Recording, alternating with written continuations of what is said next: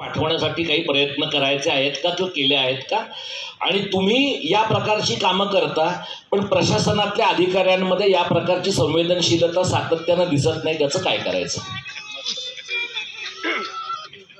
पहिला प्रश्न जो आहे तो अतिशय चांगला आहे. आम्ही पुण्यामध्ये जे परिषद घेतली त्याच्यामधली एक महिला पंथीय सरपंच त्या परिषदेत होत्या. तो कोण काय हा पुरुषाची मक्तेदारी नाही किंवा स्त्रीची मक्तेदारी नाही, सर्व करू शकतात आणि त्याची उदाहरणं आहेत. त्याच्यामध्ये आता विधान याच्यामध्ये राज्यपाल नियुक्त सुद्धा 12 आपण सदस्य देतो.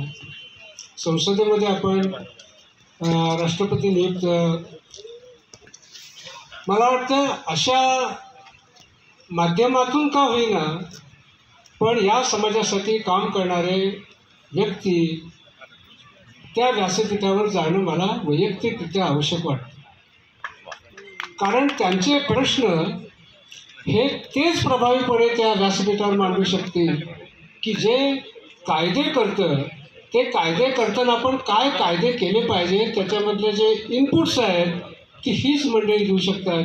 मला वाटतं समाजाची ती मानसिकता आहे की नाही अशा व्यक्तींना त्या व्यासपीठावर पाठवायचे हा खरा प्रश्न आहे. आणि याचं उत्तर जेवढं तुम्ही त्याची वाट पाहता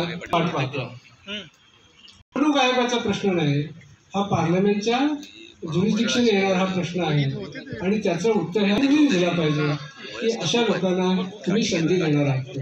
जी रस्त्यावरची जी टाळी वाजणार आहे ती संसदेत केव्हा वाजेल, विधानमंडळात केव्हा वाजेल, हा प्रश्न आहे.